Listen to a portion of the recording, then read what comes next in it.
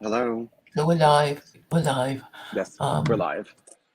I I was listening to um, Stephen James's stream about Christianity, which I hadn't finished watching, but it's about Christianity. I wondered if you wanted if you wanted to listen to it when we're in a quiet moment. How long Can is you can that? you just 9 minutes? Okay, you want to play it now? Okay, we can play it at double speed. It's 9.9 minutes and 9 seconds. No, you can play it Okay. at regular speed. You can play it at regular speed so we don't have to, strain to hear it. All right. So present.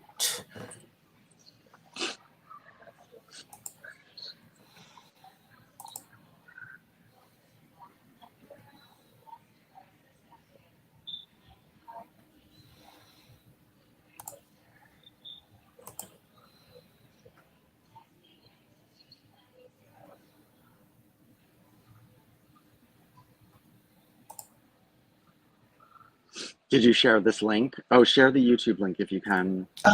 I yes, I haven't done that yet. Right.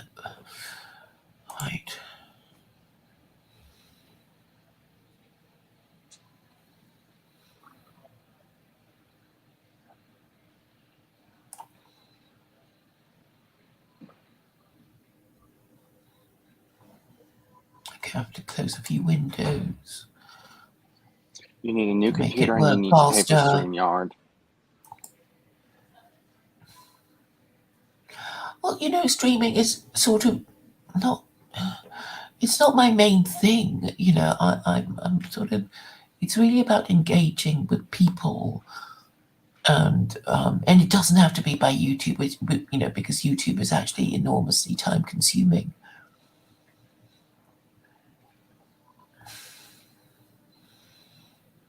Um, Okay, well, are you almost there? Oh, here we go. yes, yes. Got it. I need to find the notification,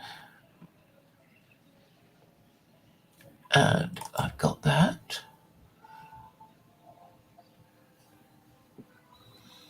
Quiet day, huh? Yes. Yeah, it is a quiet day. It's usually quiet around here. Um, this might become a ritual for me. Um, streaming from work. Are you allowed to do it?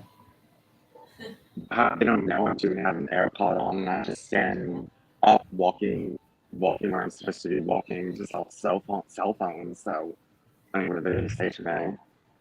Okay. So, but yeah, you're just walking around with earbuds, Yeah. as long as you're not ignoring customers. No, we're not ignoring customers. I make commission off customers. I'm not going to ignore a customer. Hmm. Oh, what is? Okay. I hope the Noahide code came in the mail today because I'd like to start reading it tomorrow. Hmm. I want to see what that's all about. Occult Theocracy was a letdown. The Quran was a letdown. I'm not reading either of those fucked up books.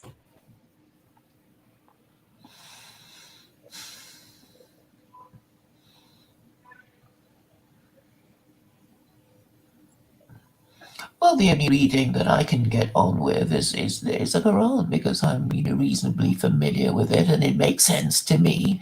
And even if you don't like it, it kind of people get it. I mean, they understand it. It's not like well,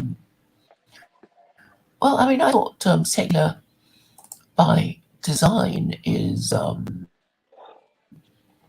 what's the word? Well, a bit hard going. You have to really concentrate to read it. Do you understand it? You know? What, the Okay, I've Quran? tweeted it. I mean, the Quran actually, I thought was quite easy. I mean, I was surprised by how easy to understand most of it is.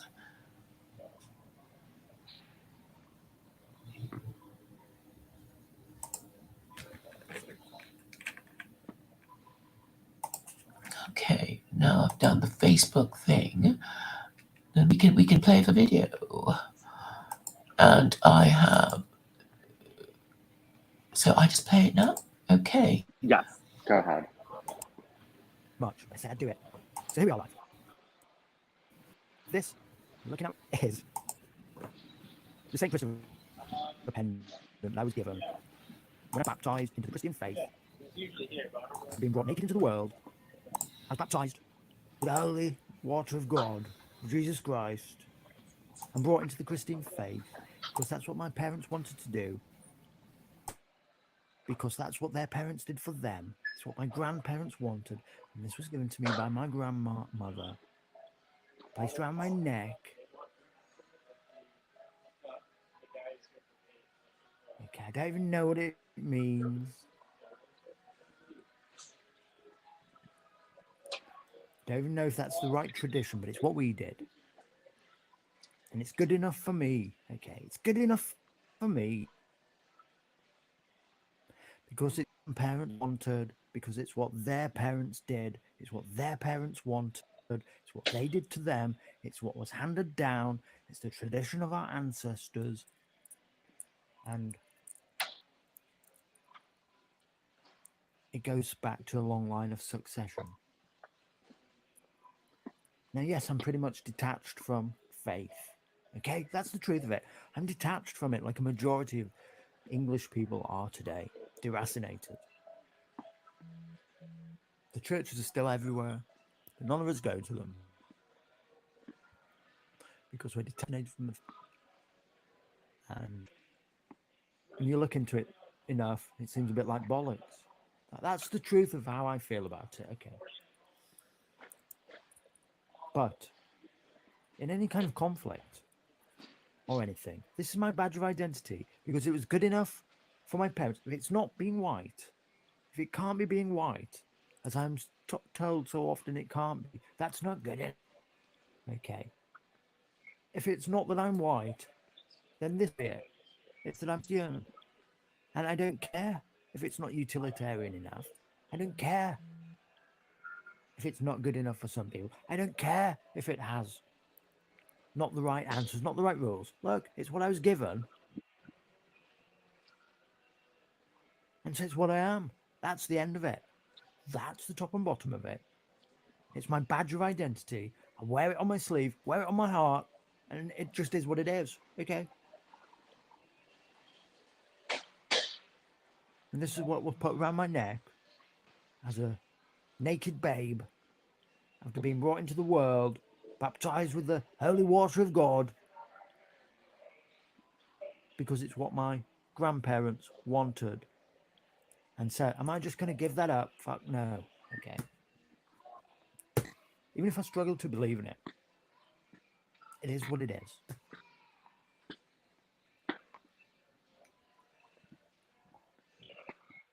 So when I'm in any of these debates with like the likes of Claire Khaw, the likes of homosexuals, the likes of Muslims, Jews, Hindus, whatever. Of course, I'm a Christian. Okay. I don't even think, by the way, I don't even think that my parents even got it right. I don't even know if this is what you're supposed to give to a child. I think they even just gave it to me because it says Christ on it, Christopher. I think they've even got the law wrong, but I don't care because it's mine. It's what they did for me. It's what they thought. That was their way of doing it. Who knows? And so it's what I'll do for my son. Okay, too.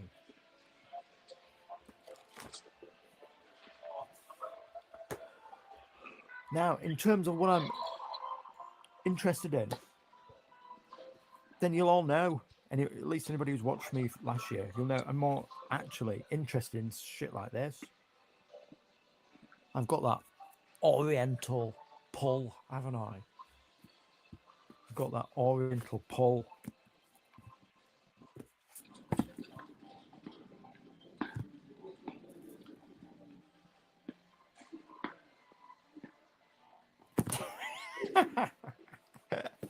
What a freak.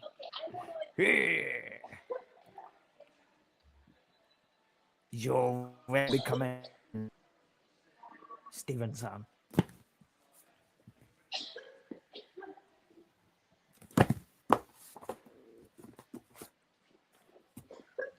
Not that one.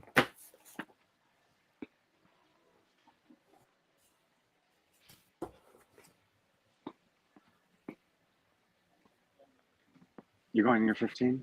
Okay.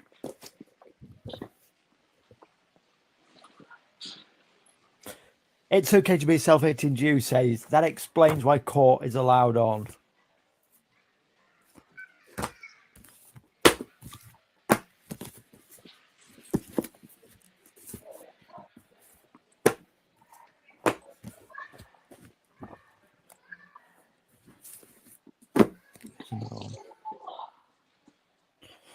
Like heresy, Gnostic Gospels, whatever. Look, I'm interested in reading around this.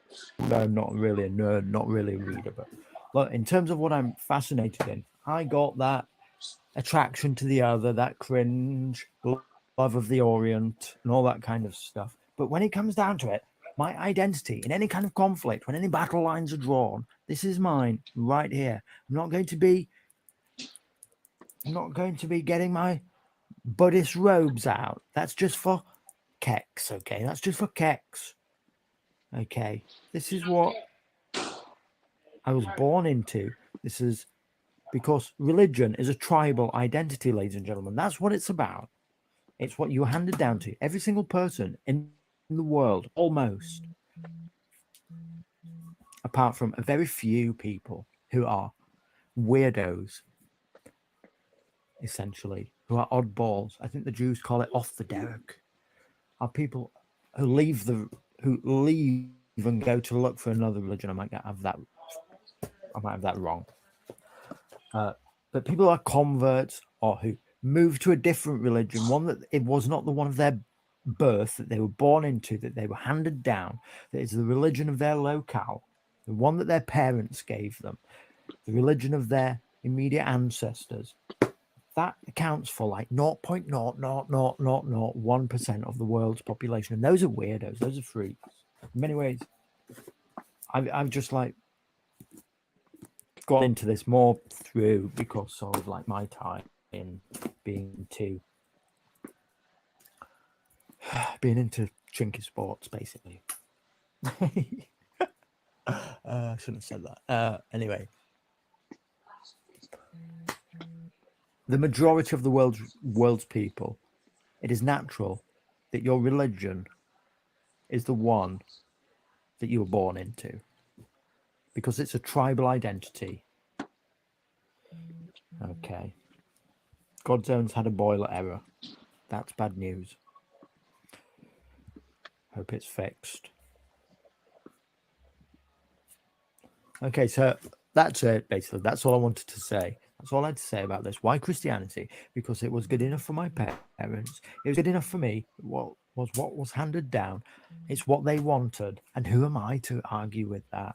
And in any kind of battle line, these were the lines probably drawn, and we fall upon tribal identities. And religion is a tribal identity at the end of the day. Okay. All right, that's been it. That was my short rant. I promised I'd do one. So there it was. Thanks for coming. Adios. Claire? Are you there, Claire? I want to wait what I have to say for you to come back. Are you here? Could you hear Are you it? here? Could you hear it? Yes. Yes. Yes, I am. Could you hear it? Were you able to Yes. hear it okay? Yes, I was. Good. We can talk about it then. Yes, let's talk about how disgusting that was. Oh, I found where the Yes. prayer book goes. There's even a verse in the Oh, Quran about that. oh, um, okay. His problem is that he's going to hold on to what was passed on to him, whether it's good or not, whether it's useful or not. Did you hear what he said? I don't care if it's practical. He said, Yeah, I I don't care know. if it's useful. That's what drives me crazy. It's sort of like people who say my country right or wrong. It's like, well, then goodbye, cannon fodder. Being sent to get yourself killed in wars that you don't even understand, as if you are kind of, robot or automaton. It's like, oh, I was born into this country and now I'm going to fight all the stupid wars that my corrupt and crazy government get me to fight, and be proud of myself for doing that, which I think is stupid.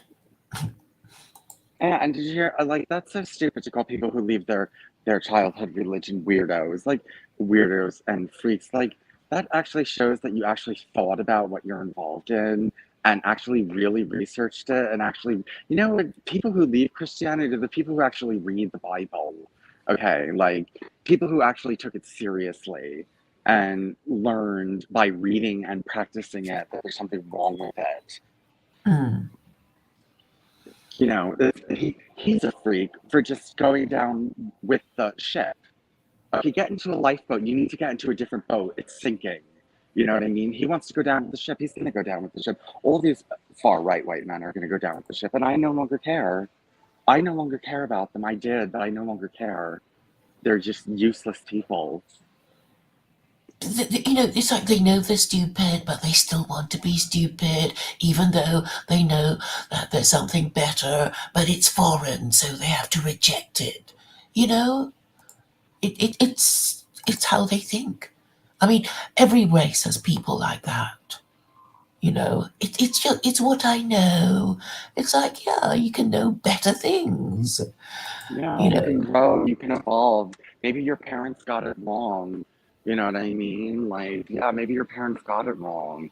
Just because your parents did something, you're going to do the same thing. You, he says that he doesn't even really, really, really believe in it all. You know what I mean? But it's his identity. What your identity is a medal and a God you don't believe in, or follow his principles, or anything like that. He said, "I'm not a read. Just even read the Bible." well, he was showing us a bunch of books like The Secret Teachings of Jesus, which is, probably, made up crap. You Yeah. know, I mean, where would you get the secret teachings of Jesus? Somebody must have made it up, and it was obviously of dubious authority. But I've met a few of them, and they kind of think, oh, it's magic, it's esoteric, and if you're not white, you won't understand. It's this kind of thing that they do, that they do their little dance of, you wouldn't understand because you're a woman and you're not white, and you know. But actually, if you think about religion, philosophically and politically, it's like, yeah, the reason why you have religion is because you're kind of, well, it's like club rules. I was saying earlier, it's club rules. If you want your club to stay together, you have to regulate the behavior of club members, and say who can join and who can't join, and how you can kick people out if they don't behave. All these things to give your club a distinctive identity. I mean, that's what it's about. It's not, some pendant that you were handed to, or anything anybody gave you. It's not an heirloom. It's not a piece of antique furniture. It's a living, breathing thing supposed to fulfill a living, breathing purpose, which is to regulate the behavior of its members. Right, it's all about behavioral regulation, even more so than I like Alan Cecil really stresses on that the Noahide laws are not, and I repeat again, not about correct belief. There's no desire to give you a correct belief system. It just is there to regulate your actions, and that's it. That's it. If you want to get into religion, that's an extra on you.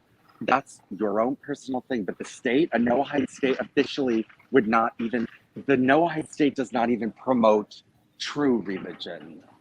Okay, the Noahide state does not even promote, would promote no religion and wouldn't allow a religion. If you want that in your private home, you can do it.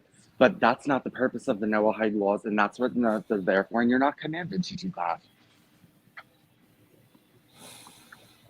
But in a way, there's no idolatry, no blasphemy thing. It's about saying, Jews and Gentiles are supposed to worship their creator who divided humanity into Jews and Gentiles. And it, and I suppose the idea is that Gentiles would behave better if they. What am I trying to say? I guess I'm trying to say that, okay, let's have the example of communism. So you're a communist and you want, whatever communists want. But implicit in the narrative is that it is desirable to have a workers' paradise. And it kind of puts you in a position of, well, I'm a worker and therefore I want a workers' paradise because it's only right and good and logical and moral for workers to work towards a workers' paradise. So inherent in this, in communism, is the righteousness of communism. So in a way, it is a moral system in that the creator of communism thought that the workers should be rewarded for their labor.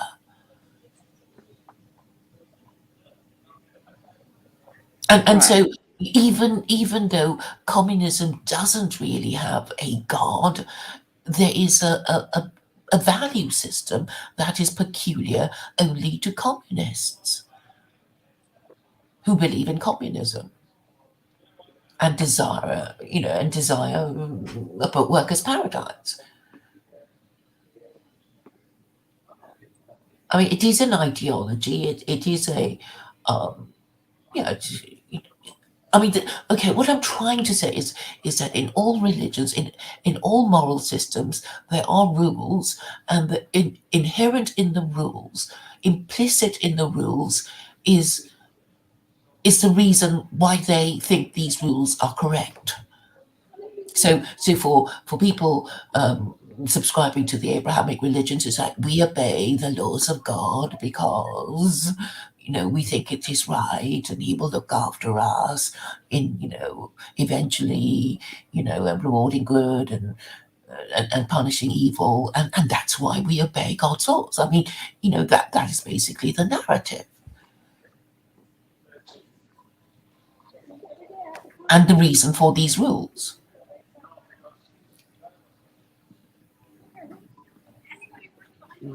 I don't know why I brought up proper.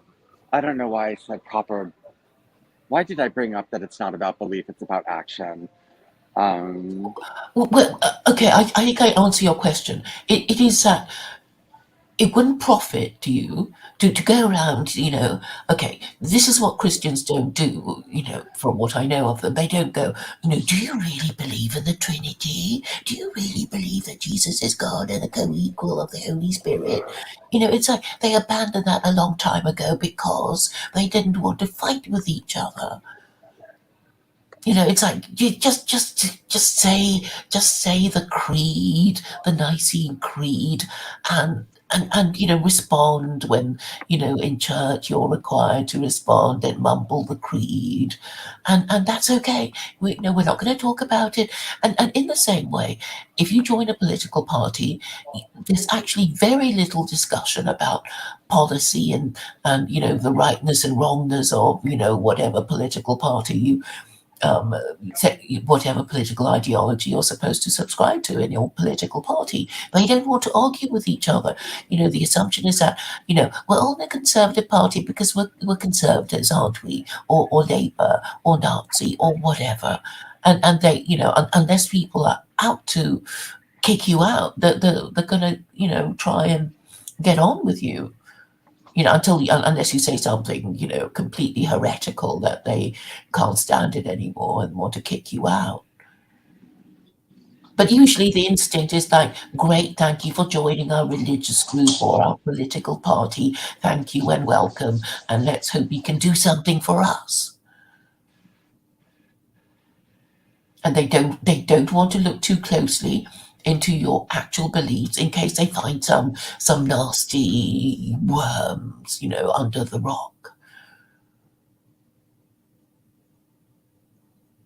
So I guess that is the raison d'etre of all these religions. They don't, all these religious groups are really happy that they've got a new convert that somebody thinks are cool enough to want to join and give up their previous beliefs, and that's it. They don't want to quarrel with you until, unless you annoy them so much they want to kick you out. Or maybe you come into competition with somebody else for a leadership or senior position, and then they want to find reasons to discredit you and accuse you of wrongthink, which is kind of what the dissident right do to each other. Like, oh, you don't hate Jews enough, or you don't hate Muslims enough, or you have a spouse who isn't a member of your race, or whatever it is that they want to accuse you of.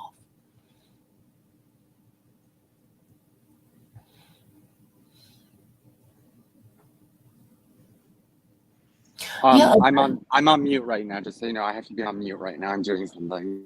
Okay.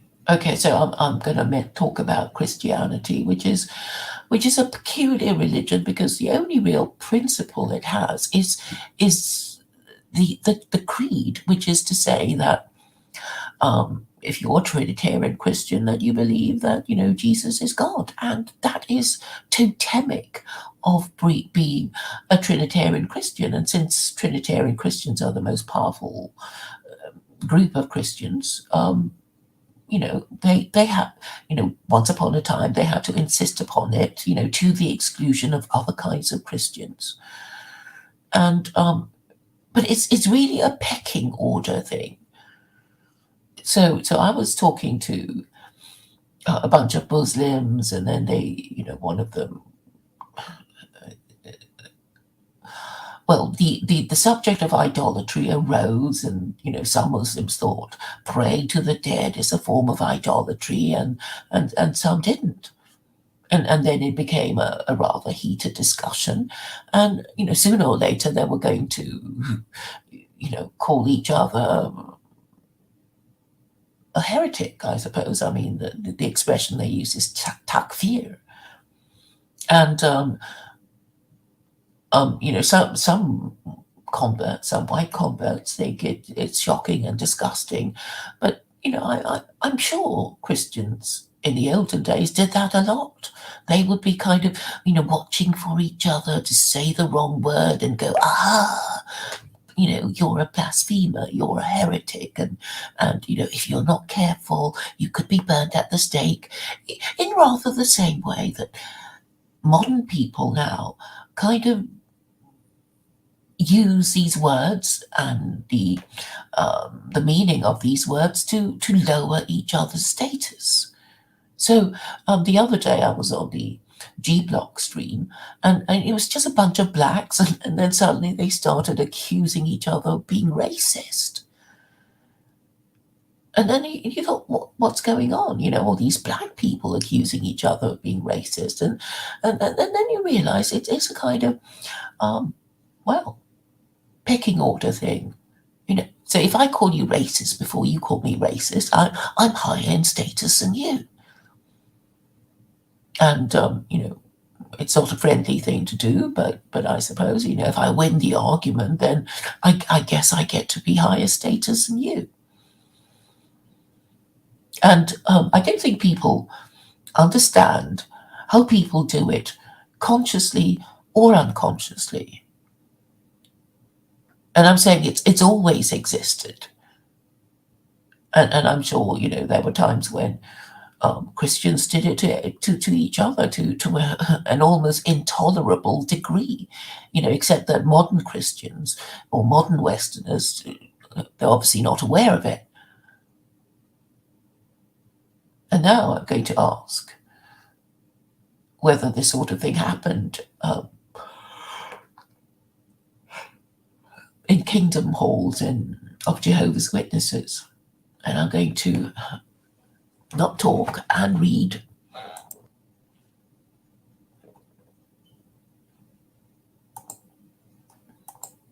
I read the chat, but there's nobody talking. But I did share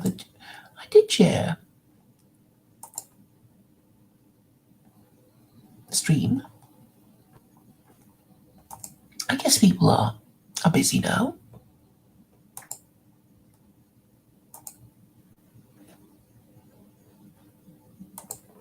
Two people watching now. Good. I hope what I said made sense. So back to the question of Stephen and his attachment to the things his grandparents gave him.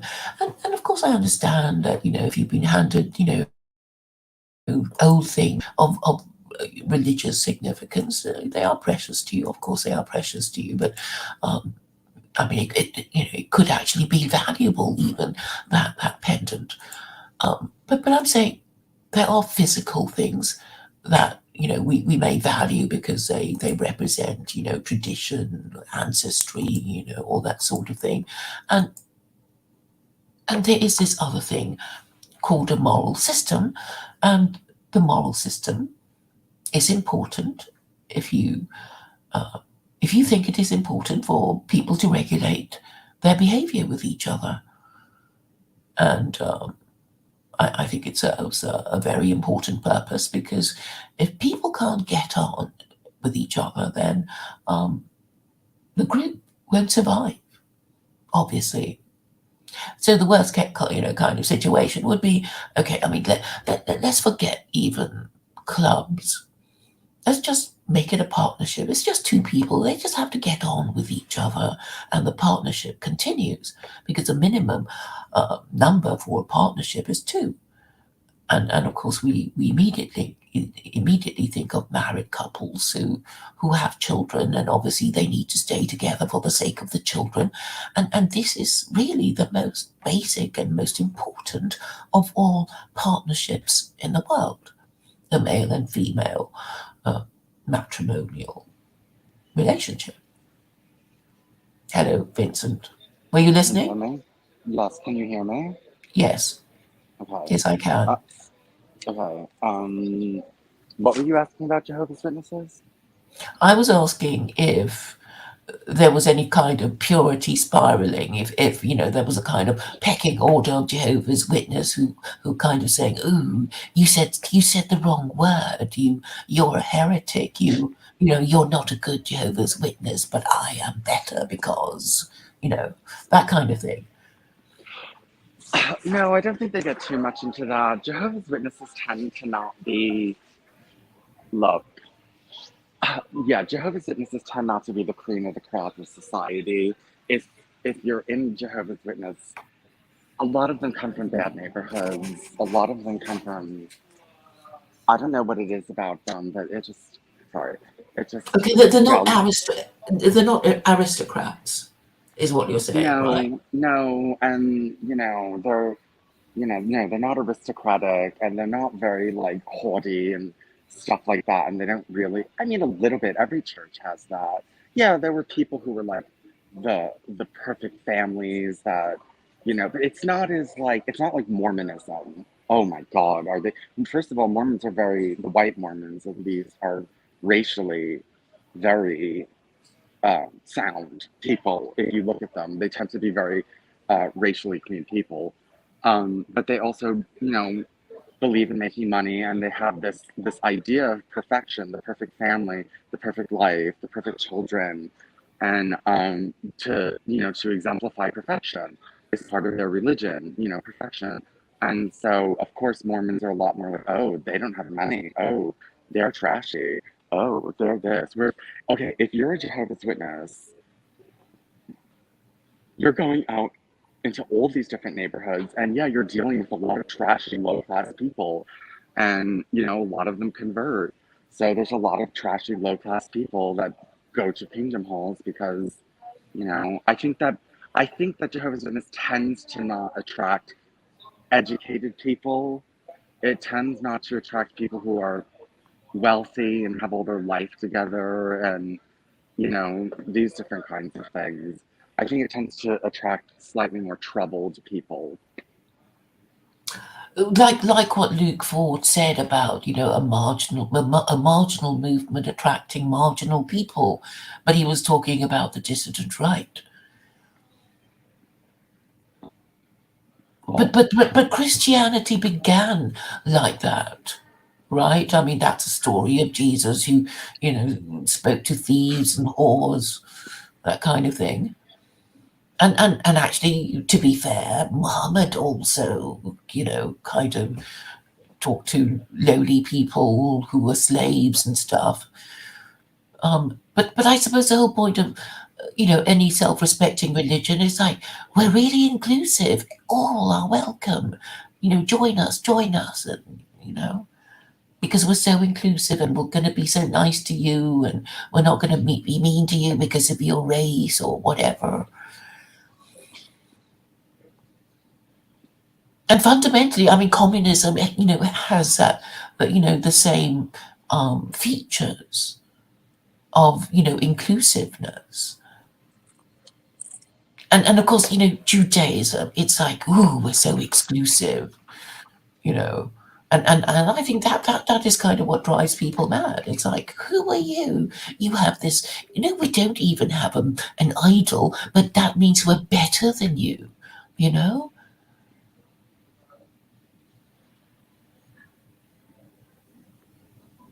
So I guess for religion, the older you are, the, the higher in status you are, because for practical purposes, like saying, well, your religion has a track record and you're still around, so we can't take that away from you.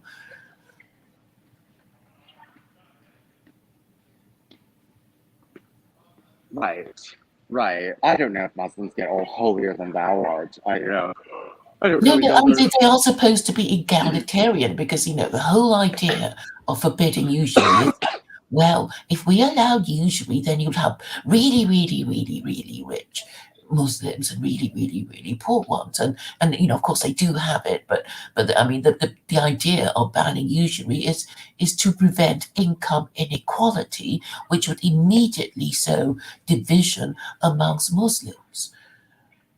You see, I mean, this is the whole thing, and that's the same for Jews, because they already know that if they're really really rich Jews and really really poor Jews, then that there will be the danger of envy, and the Ten Commandments is really mostly about saying, well, don't envy your neighbor for anything that is of his, or you'll end up bearing false witness against him, and having sex with his wife, and stealing his stuff, and doing terrible things because you think you deserve the things that he has that you don't have.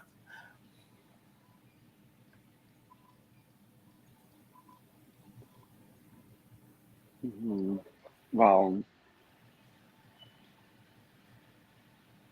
And I mean, the thing about Muslim inheritance rules is also to basically recycle the money, and not allow families to become to concentrate their wealth and become really powerful, and maybe become like a royal family, I think it's because good to have extremely wealthy people that can overturn the status quo. Like, I think it's important to have individuals who are extremely powerful and have tons and tons of money so that they can kind of rattle up society. I think if we had no multi billionaires, I think that we would be a lot more slavish because there would be no alternative. Nobody would have the money to really, like, what's his name, offer to buy out Silicon Valley Bank. What's his name? Not Elliot, Elon Musk. You know what I mean? He offered to buy it out, and in an Islamic country, nothing like that could ever happen. You know, yeah, I'm not saying that that people shouldn't be wealthy or anything, or that I'm some kind of communist, but I'm saying, really, if you if you concentrate your wealth in one particular family, they will end up becoming royalty, and because power corrupts and absolute power corrupts absolutely, you will end up having a tyranny, and and maybe you won't like that, because people who have a lot of money, they can get away with all kinds of things. But anyway, I mean, the whole point is that even rich people have to have rules. So it's sort of like, well, why do these Jews have such strict rules for each other? And then you think, well, actually, the ruling classes, our ruling classes, are expected to behave better towards each other than the common people, because it's for practical reasons. It's because if you're right at the top of the pyramid, at the apex of the pyramid, then there are all these people below who hate you and envy you and want to take your stuff. So for the purposes of group solidarity amongst the ruling classes, they have to, well, stick up for each other, because if they don't, um, the people below them will rise up and, you know, hang them one by one or something. So that has always been the dynamic of any society. And then, the caste system of Hinduism, I'm sure it was, a bit like representative democracy. It's like, we're going to divide them all and make sure they keep, competing against each other. And so they won't have time to be plotting revolution against the warrior caste and the priest and the priesthood. Hold on And, one and second, Claire. basically they leave it to What? the 1 second, Claire. Huh? Oh, you have a different. Oh, the different job. Oh. Oh, your Jeep. Oh, okay. You're leaving now? All right. Have a good day. Hello? yes. Um, Good night. Yes. Um,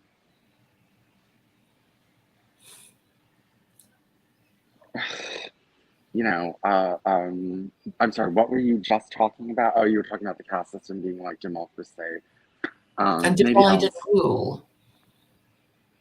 So what in a way it still reflects our society. So you get the priesthood, you get the warrior caste, you get the merchant class, you get the laborers, and then you get the unskilled manual labor cleaning toilets. We still have it. Muslim societies have that too. I know, but you see, societies that have fewer class distinctions are the most. Okay, we don't know. We don't really know. I mean, obviously, if it's too rigid, then the different groups in your society will hate each other too much to cooperate, and that means they won't be able to fight a successful defensive war, like the Indians weren't able to fight a successful defensive war against the Mughals and the British.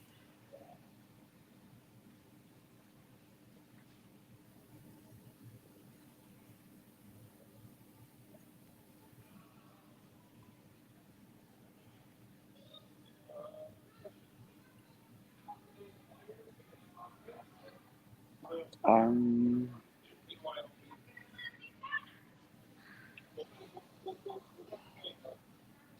um,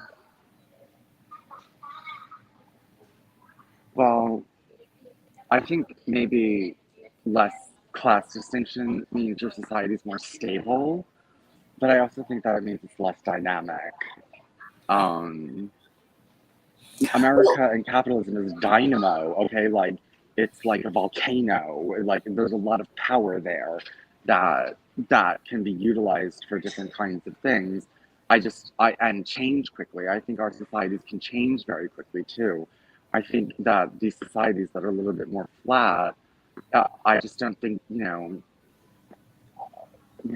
individual people can't gain as much power, and you're all a little bit more stuck with each other, and also there's only a certain degree you could advance there's only so much you can go up the ladder in a society that's not really has no distinctions in the classes. I mean, what if there was no class and there was just nowhere to go up?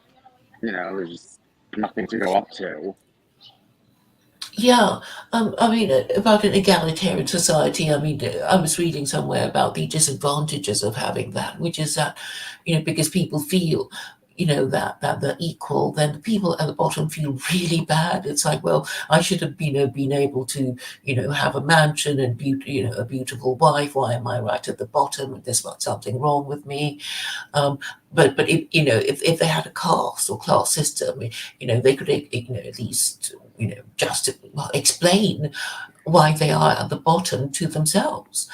Um, I mean, the narrative of Hinduism is that you must have led a bad previous life to end up so low, or take on low birth as David might say. But what you were talking about how different societies fare, um, made me think of um, Celtic Christianity, because I mean there were the people who've been traumatized by Catholicism, and then they say, "Oh, Celtic Christianity was so much nicer and not so strict, and it was all a bit more easygoing, and we should have gone with that." And and I know because Celtic Christianity was sort of around in Ireland for longer, I think it made them, less because it was so egalitarian. It made them, in a way, less able to fend for themselves as far as the British were concerned, the English were concerned. Because I guess you could say the English were kind of, because they were taken over by the Romans. They I guess absorbed whatever military, whatever the successful military thinking of the Romans, and therefore they were just more successful because of their military thinking than the Celts and than the Scots. I mean, we don't know. We can only speculate, can't we? I mean, it's just saying that whatever the religion of our ancestors is obviously, had some effect on us, for good or ill, and a lot of people don't even understand their own history because they find history really boring. And even if they did find it interesting, maybe the truth is never told, or it's not told to them.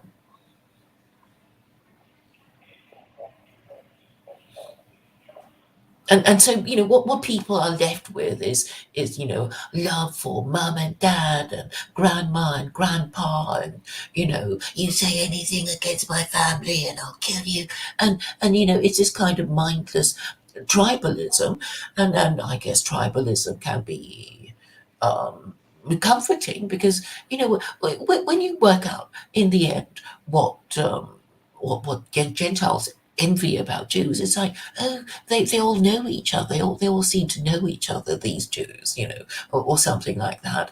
And basically, a lot of people just want to be governed by people they know.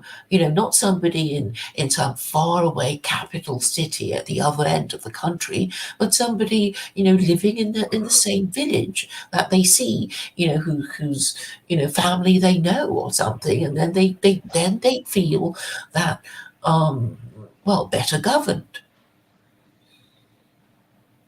This idea of localism and being just having people running your community.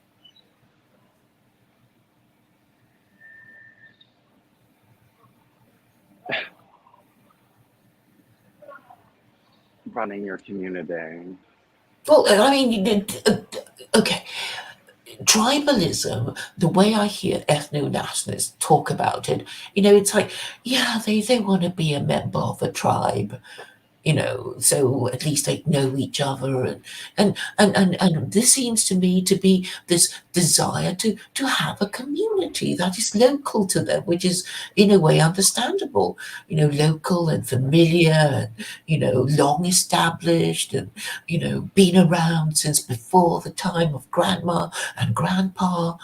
That this the sense of community and stability that I guess people just long for because they're tired of being a rootless cosmopolitan or being governed by rootless cosmopolitans.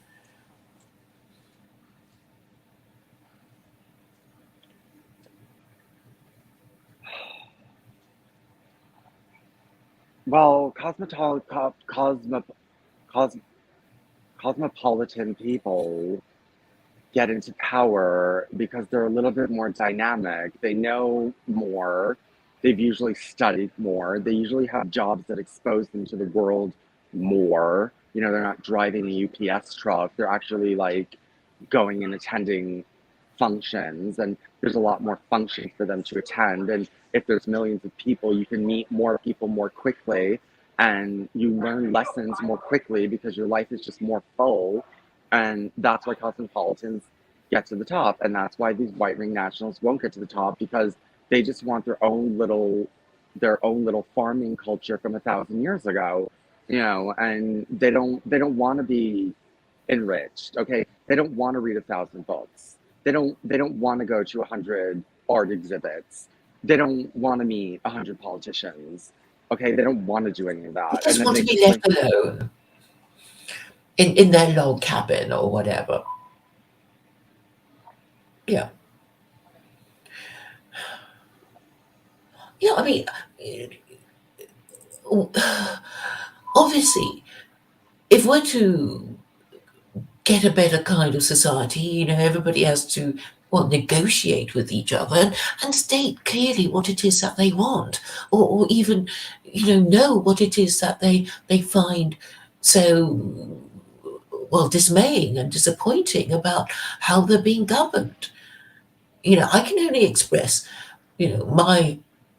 my discontent with like I would rather not be governed by people who don't know what they're doing. Is it too much to ask for people to know what they're doing, to show that they care, or they have a reasonable degree of competence, and that they're going to be around for a bit longer than 44 days as British Prime Minister? It's that sort of thing. I mean, you would have thought that with these people being in charge, they could give a better impression of being in charge. I mean, that okay, maybe all I want is for them to give a better impression of being in charge. Is that too much to ask? I mean, well, can't they okay, sort of yeah, but manage these to look these so stupid and mad?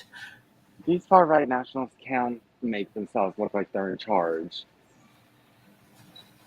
They what? Sorry, They can't make themselves look like they're in charge.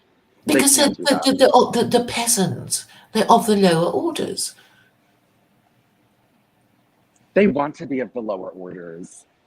Yeah, because that's that, they feel comfortable bumping along at the bottom, and I know why they hate us. They hate us for daring to propose a solution, because they think of themselves as the people who just complain and never propose a solution, because even if they did, nobody would listen to them. So, and they come across you and me, and it's like, how dare they? How dare they think that they could propose a solution that anyone would want to listen to? How dare they? Let us crush them.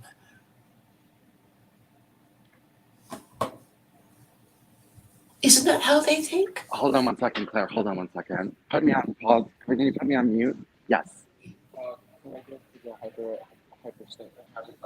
Yeah. Do you have the keys? You have the keys? He's looking to get a headphone out of there. John left. Oh, the other kid is here. There he is. I see him. You have the key? Ashley, can I have the key?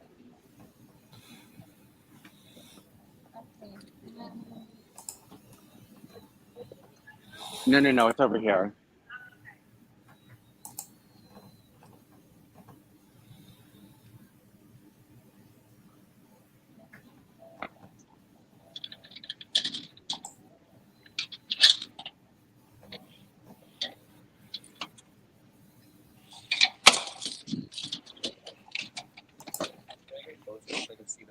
Yeah.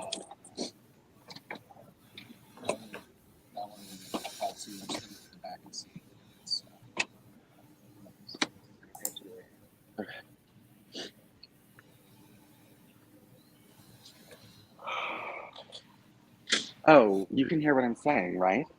Yes.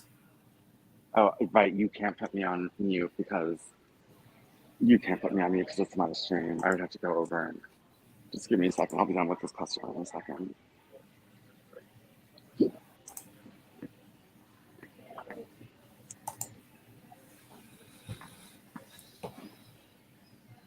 Um, you know what they want? They want to be the hobbits in their little Hobbitville. And I'm sorry, guess who took control? Which one do you want? Okay, the cloud tissues. Okay. I'll bring you up over here. They want to be the hobbits, and they want to get angry whenever, like, the big scary, or when the wizard comes and, causes problems. Well, who was in charge? The wizard, right? Because he was more cosmopolitan. He took over. So, if you want to be a hobbit, you're going to get treated like a hobbit. I know one of them who actually calls himself a hobbit.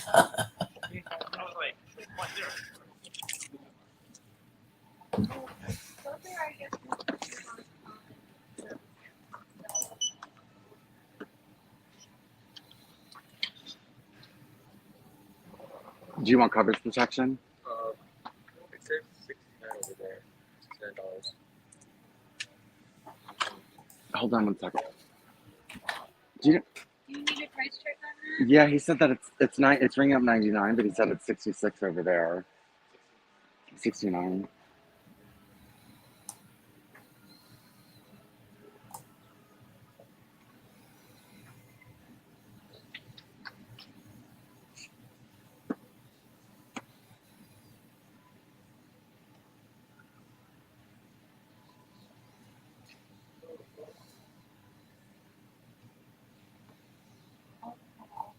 If you can show me where you got it. Anyway, yeah, well, they're hobbits.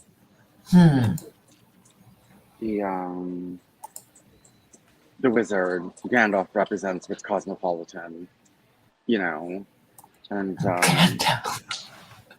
yeah, They call themselves Gandalf. I know Yes. what's that fucking Gandalf the White. I know who you're talking about.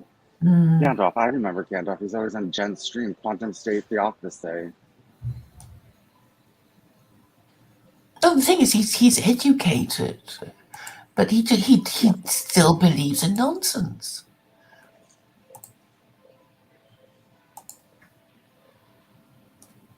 I know. I don't know where his Quantum State Theocracy is going to go.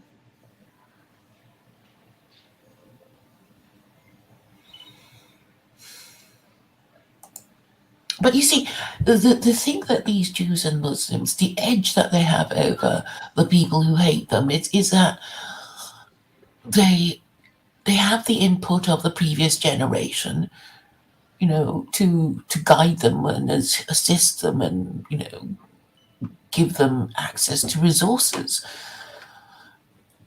that people who hate them don't. Because you're more likely to have family connections if your parents are still married to each other. You build up these cultural capital, as they say. So Bubblegum is in. He said, so I guess you got the job. I did. Based streaming at work. Yes, I'm based. The customer must be confused. 69 LOO, go get him. Gadolf the Fabulous. Yeah, Gadolf. Well, Gandalf wasn't the worst person to me. He was rather civil with me, so I don't want to say anything negative about him. No, no, yes, yes, he was one of the nicer people. Yeah, he was. He wasn't that bad. Does he not hang out anymore? I think he's found himself a job, and he's, I guess, staying away from all this and hoping to be forgotten. I imagine. Why would he want to be forgotten? I don't know. I guess if you want to progress, you kind of, you know, in case people connect, you know, what you said and on your channel with if they want to get rid of you, they can just say, oh, 5 years ago you said this terrible thing. I mean, they do it to celebrities, don't they? Yeah.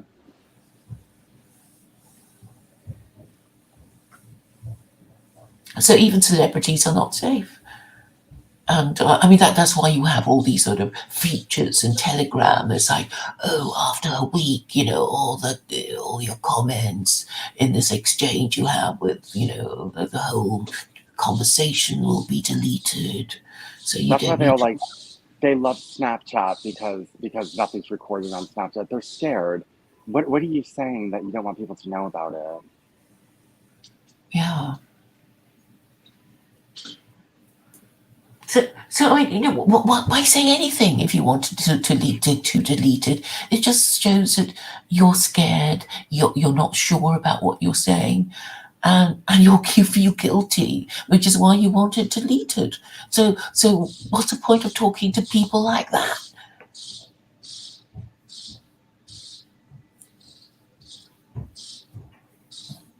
Did he have a falling out with Jen? No, I think okay. My impression was that he got himself a job, and then I think I seem to remember him saying that his father told him not to. I don't know, do it anymore or something.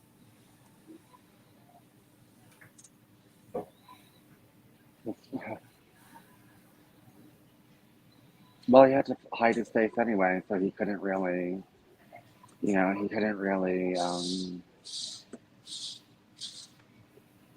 What am I Yeah, I trying mean, to say? He wouldn't yeah, show his he wouldn't show his face. So when you don't do this, you can only get so far as an anonymous person. that's right. And it's like everybody's like that. Almost everybody's like that, or the people who show themselves are not all there.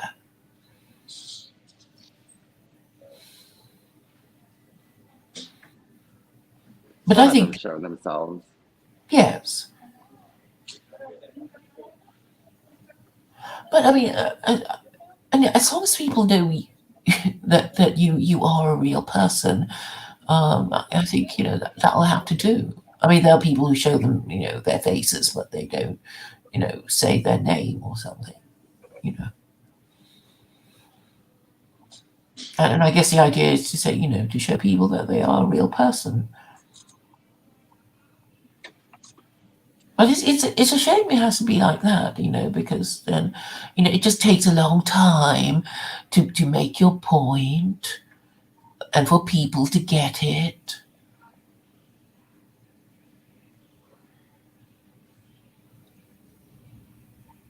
And it's not like they want a solution anyway, because obviously they don't. Or they don't want a solution if it's not from their own special group of people.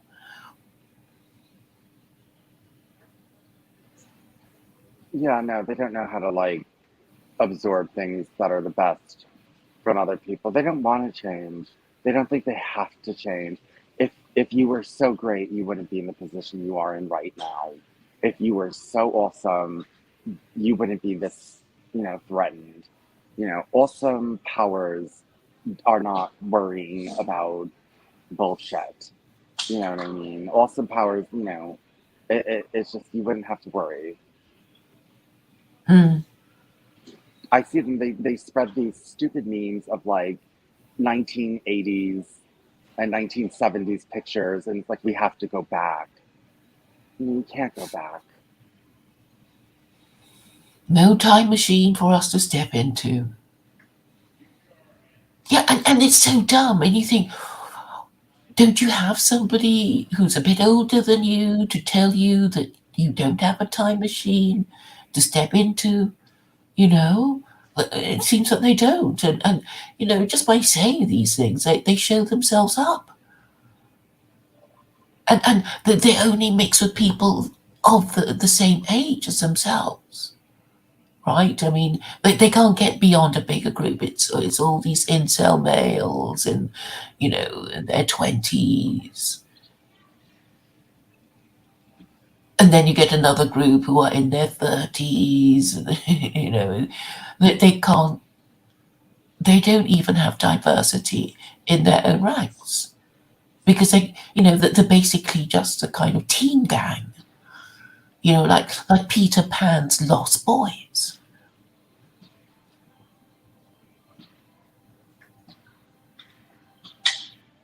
And I think this is basically what happens if most people don't grow up in whole families and go to good decent schools where they teach them proper values. Well, I mean, they're teaching really sort of dangerously wrong things in school, and even the wrong way to do long division. So, but oh yeah, they wouldn't care about education because most of them aren't parents. So unless you're a parent, you wouldn't care about the low standards of public education. Bubblegum says we can't go back. The truth they don't want to hear. Well put, Claire. They have no real leader to rally them. Well, that's the other thing about right wing people, especially right wing, far right wing white men, is that they need a leader to get them to do anything. A single leftist on themselves will start up, some kind of campaign or some kind of project, or will write something, or write a book, or you know what I mean. They don't need a leader to come in and tell them what to do. They just naturally organize. I mean, I remember, when I was leftist, I'm not, yeah, it was a lot easier because it was just like, oh, we believe in the same thing. Let's work on this together. We didn't need a leader to come in and organize us all. We organized ourselves. Well, some of them do write books, but it's not enough because I mean, fundamentally, it is as hard as the untouchables in India. You know, it's like, well, nobody cares about them, and if you suffer, it's because you're the lowest of the low, and therefore you must have led a terrible previous life to being born, so to take on such low birth, you know. And then people will just dismiss you. It's like, oh yeah, well, you deserve to suffer, and of course you would complain because you're right at the bottom, right? Because you are right at the bottom, of course you would be complaining about everybody above you.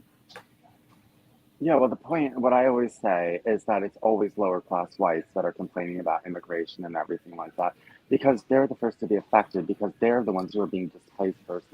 The high society whites are not being replaced yet, and they don't see these immigrants as their replacement. Okay, like they feel as though they're all the way at the top of society. So, it's workers, it's lower menial people that are being replaced, but it's not them.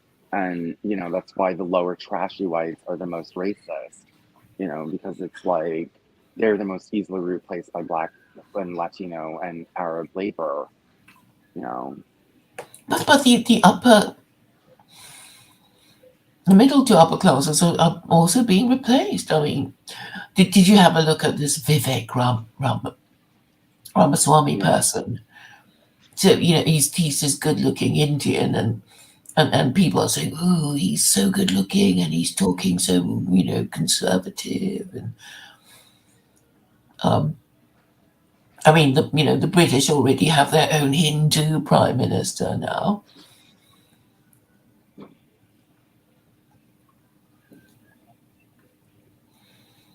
So I mean,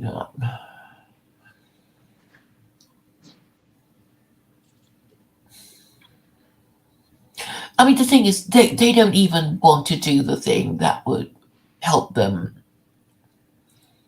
reverse the situation. It's like, well, if you're going the wrong way, you make a U-turn. You don't carry on and say, no, no, no, no, no. I'm not going to do a U-turn, because if I do a U-turn, people will know that I'm making the wrong turning. So they won't. They'll just keep walking the wrong way.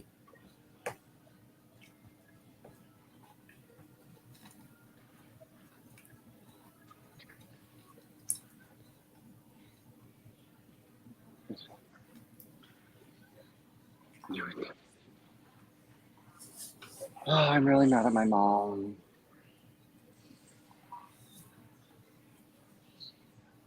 Hello? Yeah, sorry, what did you say? I said I'm really mad at my mom. You're not really what? I'm really mad at my mom. Not at your mum. I'm really mad at my mom. Can you not hear me now? Oh, yes, yes, I finally heard you. I thought you weren't talking to her. No, she doesn't talk to me anymore. Because you were annoyed at her for not getting annoyed at the no height laws. Yes? Is that right? I called her and had a conversation. I got mad at her because I sent her that picture in the Noahide book of Michael Downs' book of Gentiles being beheaded, and the Oh, quote yes. that went along with it. She was like, "Stop spreading stuff like this," and I got mad at her. I was like, "You know what? If these people were talking about beheading Jews, you would be through the roof, and you'd be really angry, and you'd be very happy I was exposing them. Because it's about killing homosexuals, idolaters, and blasphemers. You're gonna give a fuck, and you're gonna tell me to shut up." Well, but most people think the no height laws are fair enough. And you say Yeah, that because they're too. hateful people. Yes. Do you have the key? You have the key, Chris? Hold on, I gotta. Do you have the key, Ashley? Yeah. Um, yeah, well, yeah, no, they don't bother her. That's why she's not. That's why she doesn't mind, because they don't bother her. But I think most righteous Gentiles would be okay with the no height laws. Medium, rugged, and black. Say that one more time. I said No, most righteous Gentiles would be expected to be okay with the no height laws, right? yeah, So I guess your mum is a righteous Gentile woman. I guess she is. Well, she's a Jehovah's Witness, and Jehovah's Witnesses are closest, people to a righteous Gentile. You said it yourself. Okay.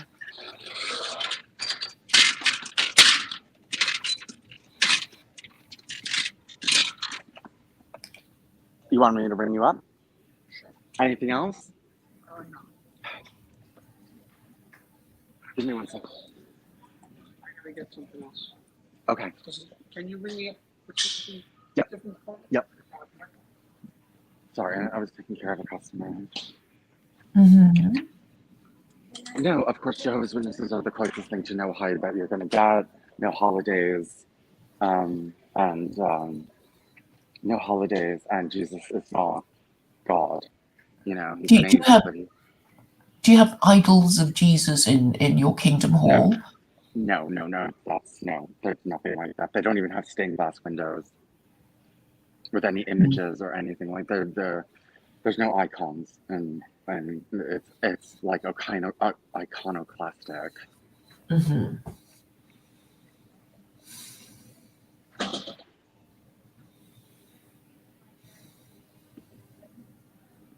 It's like iconoclastic. It's you know hyper What? Protestant. Mm-hmm.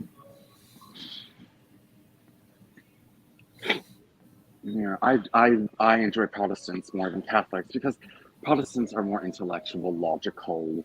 They actually read the Bible and they try to make it make sense. Catholics are just fucking idiots. They don't read the Bible. They listen to like garbage masses, and just Raymond Cattell, who started Beyondism, was very scared of Catholicism, and he said his religion would start in Protestant nations before it would start in Catholic nations. He was very anti-Catholic. Well, the Catholics know how to put on a good show. I mean, I guess that was their thing all along. That's what he said. Putting it's all on about a good show. ritual. He said it's all about ritual and emotion and like ecstatic state and all that other kind of stuff. It's very emotional, ritualistic, and that kind of thing. So he was very, and the Catholic nations were never as prosperous as the Protestant nations, and there's a reason for that, because their thinking, they just weren't as, they just weren't as advanced in their thinking because their religion wasn't that advanced. But that was where you got the Protestant work ethic from, because the Protestants wanted to prove themselves. But now they no longer want to prove themselves, and they no longer have the Protestant work ethic because of their welfare state. Hold on one second. So Claire. things have moved on. Just this weekend. That's it? Over here. 1 second, Claire.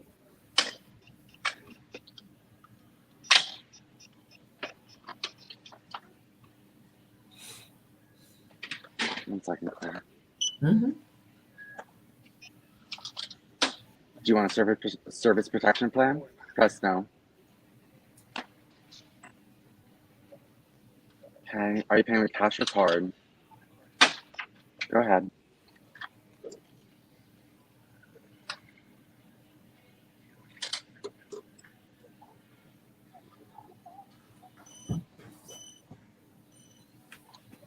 Hold on. I'm almost done. There you go. Yep, you have a good day.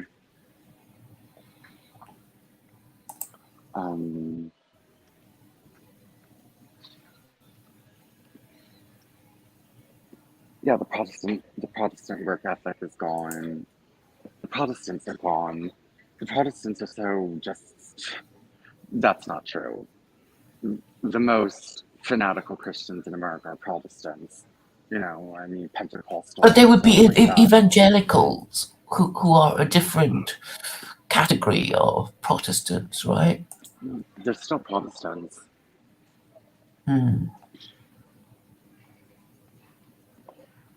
But the Calvinists are in some way different. I don't really understand about the Calvinists, but obviously they operate in the Netherlands, right? And they're quite popular in Switzerland because I think basically it was John Calvin who said it was okay for Christians to operate usury.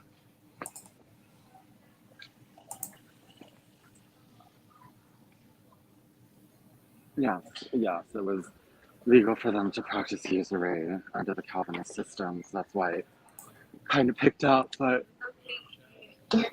Calvinists are very inert because they kind of more or less believe that you're going to come to Calvinism on your own, and they don't need to go out and evangelize to you because God will just direct you to Calvinism if you're meant to be a Calvinist.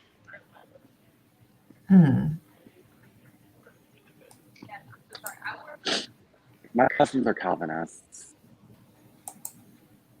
It's actually retarded religion because they have these like pillars, and one of them is once you've accepted Jesus into your life, you have whatever, I forget what they call it, but you can never go to hell no matter what you do. You can murder people, you could hang people, you could rape people, you're not going to hell because you've accepted Jesus into your heart. That's so rubbish, isn't it? And they believe it. Right, exactly, because Christianity doesn't regulate behavior. Oh, it's only regulated by the government of the Christian king, and not all of them regulate behavior properly. But isn't it really the case that people just make up stories about themselves and lead their lives as if they believed in it. And maybe groups of people do that too. It's like, I believe that I'm beautiful and clever and therefore I deserve a great life, and if I can't have something, I should take it because I deserve it, because I'm worth it, and if I get away, it means I'm especially blessed.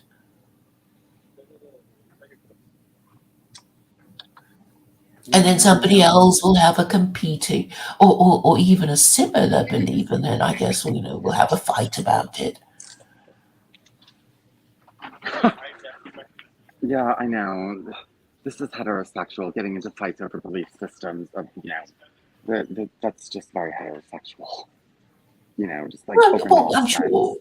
I'm sure gay people have similar belief systems. No, but I mean, generally, that only happened because heterosexuals are in control of the world and gay people weren't. I mean, fighting over imaginary stuff is pointless. You know what I mean? I really don't think if homosexuals were in charge of the earth, that we'd be sitting around discussing predestination, or I mean, predestination is different. There's scientific predestination, but I mean, theological predestination and, different things. And what did Jesus mean when he said this, and getting into wars over it and killing each other over specks in the Bible?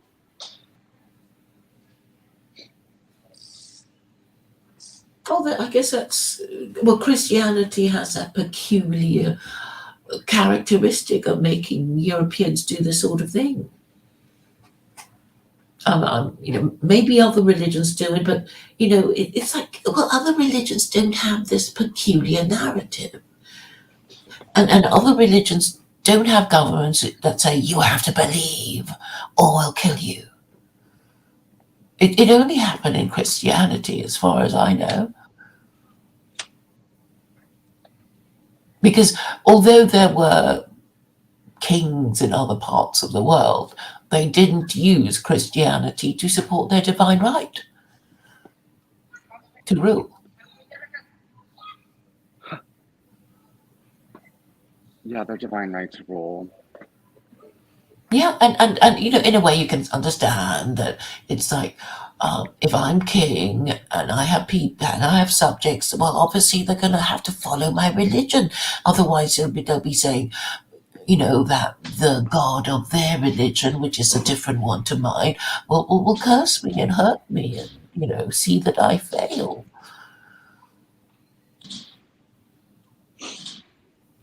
But of course they should, well, now is the time to have a different religion. And maybe Americans can show these Europeans the way. I'm getting tired. Okay, I'll let you go. All right. Well, enjoy Okay. the rest of your work time and talk to Yeah, you. I will. Okay, I'll talk to you Okay. again. Okay, bye. All right.